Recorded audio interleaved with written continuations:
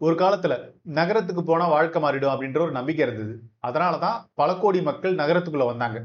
நல்ல வேலை, நல்ல சம்பளம், இதன் காரணமா தான் ஒரு மைக்ரேஷன் நடந்தது. ஆனா இன்னைக்கு நகரம் உண்மையிலேயே நம்முடைய வாழ்க்கையை மாத்திருக்கா, இல்லனா இந்த பிரச்சனைகள் மட்டும் இடமாறி இருக்கான்ற ஒரு கேள்வி எனக்குள்ளேயே இருக்கு. ஏன்னா காலையில எழுந்ததுல இருந்து பல பிரச்சனைகள் நம்ம ஃபேஸ் பண்றோம்.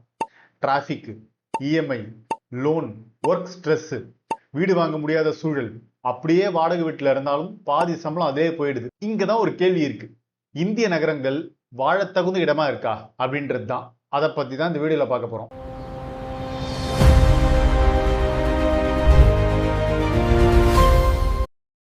நம்முடைய முந்தைய தலைமுறைக்கு நகரம்ன்றது ஒரு கனவு. கிராமத்துல இருந்து நகரத்துக்கு வந்தா வாழ்க்கை மாறிடும், நல்லா முன்னேறிடும் அப்படின்னு நம்பினாங்க. ஆனா அந்த நம்பிக்கை பொய்யாகல. வேலை கிடைச்சது, வாழ்க்கையை மாறிச்சு, அவங்களுடைய லைஃப் ஸ்டைலே மாறிச்சுன்றது உண்மைதான். கல்வி, மருத்துவ வசதி, வாழ்க்கை தரம் எல்லாமே உயர்ந்தது. ஆனா ஒரு கட்டத்துல நகரம் வளர்ந்தது அப்படின்னா அங்கதான் இல்ல. அப்படியே நகரத்துடைய வளர்ச்சி ஸ்டாப் ஆயிடுச்சு. மக்கள் தொகை தான் நகரத்துல அதிகமாச்சு. அதே சாலைகள், அதே இடம். ஆனா மக்கள் அதிகமாக அதிகமாக பிரச்சனைகள் இங்கதான் ஸ்டார்ட் ஆகுது. ஒரு நாள்ல நம்ம அதிகமா எங்க செலவிடுறோம்? வீட்லயோ அலுவலகத்திலயோ கிடையாது. அதுதான் டிராபிக். 1 மணி நேரம் ஆகுது, அப்படி இல்லைன்னா 2 மணி நேரம், 3 மணி நேரம் இன்க்ரீஸ் ஆயிட்டே இருக்கு. நம்முடைய வாழ்க்கையில இருந்து சத்தமே இல்லாம அமைதியா திருடப்படுற நேரம் தான் இந்த டிராபிக் டைம். அது அந்த நேரத்தை மட்டும் எடுத்துக்கல, உடல் நலம், மன நிம்மதி மற்றும் குடும்பத்தோட செலவு செய்ய வேண்டிய நேரத்தையும் அது எடுத்துக்குது.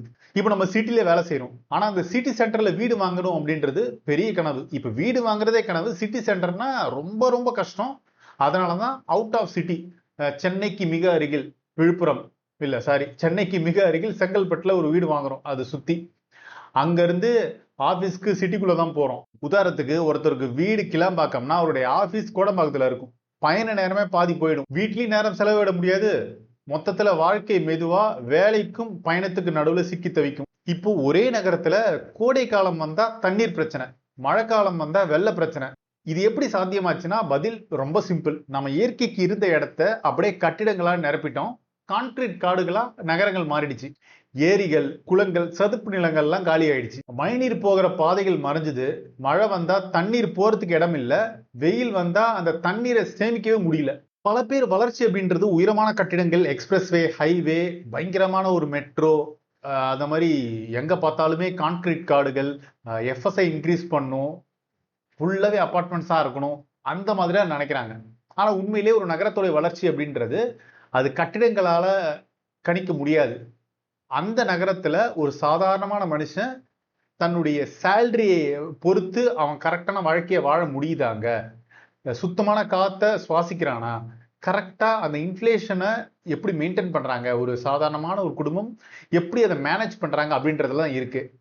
ஒரு சிட்டி நமக்கு பாதுகாப்பா இருக்கா, பேசிக் இன்ஃப்ராஸ்ட்ரக்சர் கரெக்டா இருக்கா அப்படின்றத பொறுத்து தான் அந்த சிட்டி டெவலப்பா இல்லையா அப்படின்னு நம்மளால சொல்ல முடியும். ஸோ நகரங்கள் சிமெண்டாலும் இரும்பாலும் மட்டுமே கட்டப்படுறது கிடையாது. அது பல மனிதர்களுடைய கனவுகளால கட்டப்படுது.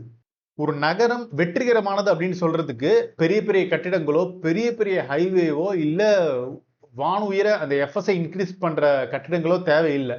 ஒரு சாதாரணமான மனுஷன் அங்க நிம்மதியா வாழ முடிஞ்சாலே அது ஒரு வெற்றிகரமான நகரம். ஆனா ஒரு விஷயம் மட்டும் உறுதி, ஒரு நாட்டோட எதிர்காலம் அதோடைய நகரங்கள்ல எழுதப்படுது. அந்த நகரங்கள் வாழறதுக்கான இடமா இல்லைன்னா எவ்வளவு பொருளாதாரம் வளர்ந்தாலும் அந்த வளர்ச்சி முழுமையடையாது.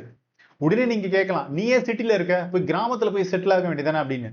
நான் அதை சொல்லவே இல்லை.